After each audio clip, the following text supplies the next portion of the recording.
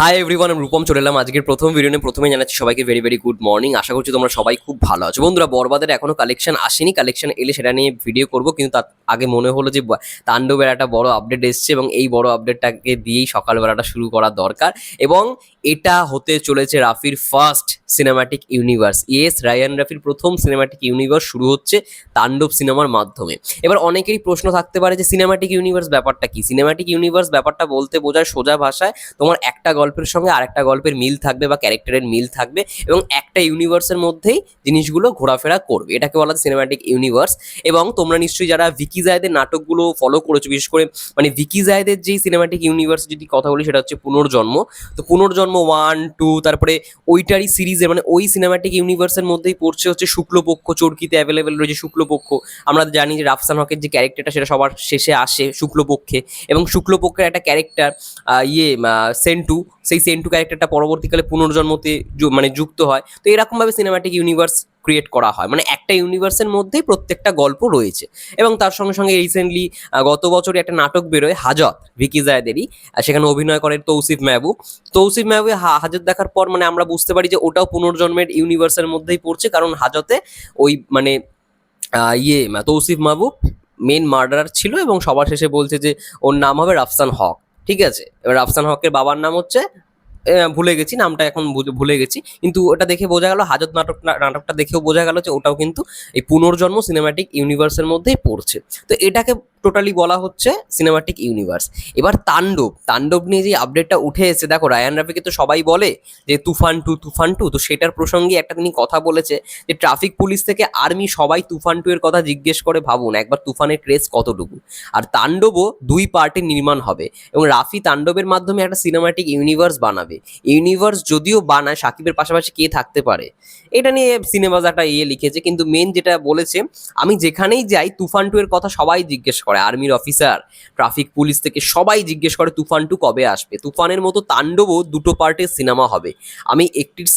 আমি একটি আমার সিনেম্যাটিক ইউনিভার্স করতে চাই।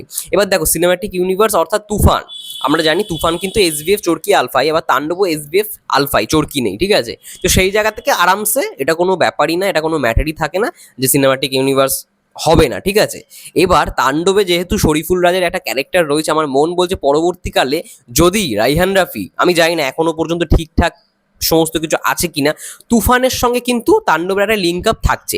বা সিনেম্যাটিক ইউনিভার্স মানেই শাকিব খান তো হবে না, অন্য ক্যারেক্টারও যুক্ত হবে। যদি তাণ্ডবে শরীফুল রাজের ক্যারেক্টার যুক্ত হয়, আমি যেটুখানি জানি যে আছে, আমরা শুনেছিলাম লায়ন বলে যে সিনেমাটা, যেটা জানি না এখনো পর্যন্ত হওয়ার কথা কি কথা নেই, মনে হয় হবে না, কিন্তু যদি পরবর্তীকালে ডিসিশন এমন হয় লায়ন সে সুপারস্টার জিদ্দাকে নিয়ে নাই করলো বা অন্য কাউকে নিয়ে যদি করলো, বাজেট হয়তো কমে গেল, তো সেই জায়গা থেকে হয়তো এই লায়নের সঙ্গে তাণ্ডব তুফানের একটা সিনেম্যাটিক ইউনিভার্স ক্রিয়েট করা হবে। এবং রাইহান রাফি যেহেতু পরিচালক, তিনি এমনভাবেই মাথাটাকে সেট করে নিয়েছেন যে আমি সিনেম্যাটিক ইউনিভার্স বানাবো। এটা কিন্তু সবাই পারে না, এটা কিন্তু সাউথে হয়ে থাকে, বলিউডে হয়ে থাকে। মানে এই জিনিসটা দেখবে তোমরা, বিক্রমের যদি কথা বলি, বিক্রম কোন সিনেম্যাটিক ইউনিভার্সের মধ্যে পড়ছে? ক্যাথি, বিক্রম, তারপরে তোমাদের রয়েছে রোলেক্স, এগুলো আসবে আস্তে আস্তে আসবে, কিন্তু মেন ফার্স্ট ছবি হচ্ছে ক্যাথির পরেই হচ্ছে বিক্রম।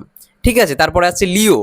তো এই তিনটে আমরা সিনেমা দেখে নিই, তিনটে সিনেমার ডিরেক্টর হচ্ছে একজনই, লোকেশ কানাগরাজ, কিন্তু তিনটে সিনেমার প্রডিউসার কিন্তু আলাদা। ক্যাথির প্রডিউসার আলাদা, বিক্রমের প্রডিউসার কামাল হাসান নিজে, আবার লিওর প্রডিউসার অন্য একজন। তো তাও এটা কিন্তু একটা সিনেমাটিক ইউনিভার্সের মধ্যে পড়ছে, কারণ সাউথের মধ্যে এই জিনিসটা খুব ভালো বোঝাপড়া রয়েছে। ওরা না প্রডিউসার আলাদা হলেও না, ওরা রাইটস নিয়ে সমস্ত কিছু করতে পারে, ওদের প্রডিউসাররা সেই জায়গা থেকে মান্যতা দেয়। কিন্তু আমাদের বাংলা এটা জানি না কতটা সম্ভব। মানে ধরো আমি এসবিএফ চরকি আলফায়ের সঙ্গে একটা তাণ্ডব করলাম বা তুফান বানালাম, আমি পরবর্তীকালে হয়তো ধরো শ্যাডো ফিল্মসের সঙ্গে একটা লায়ন করলাম। তো এই জায়গাটা সন্দেহ যে এই দুটোকে একটা সিনেমা মানে সিনেমাটিক ইউনিভার্সে আনা যাবে কি যাবে না, এটা একটা সন্দেহ রয়েছে। ঠিক আছে, মানে বাংলার ক্ষেত্রে খুব চাপ, রাইটস নিয়ে খুব চাপ হয়। তো দেখা যাক, যদি হয় খুব ভালো, কিন্তু এটা অফিসিয়ালি তিনি জানিয়ে দিয়েছেন, রায়ন রাফি জানিয়ে দিয়েছেন যে তার এইটার মাধ্যমে, তাণ্ডবের মাধ্যমে কিন্তু সিনেমাটিক ইউনিভার্স শুরু। এবং তাণ্ডব একটা পার্টের গল্প না, তাণ্ডব কিন্তু 2 পার্টেই আসবে। তো দেখা যাক, হোপ ফর দ্য বেস্ট। তাণ্ডব নিয়ে আজকে সকাল সকাল খুব ভালো আপডেটটা পেলাম বলি তোমাদের সঙ্গে শেয়ার করলাম। এবং তোমাদের কি মন্তব্য অবশ্যই কমেন্ট করে জানো। ততক্ষণের জন্য সবাই ভালো থেকো, সুস্থ থেকো, টেক কেয়ার, দেখা হচ্ছে নেক্সট ভিডিও।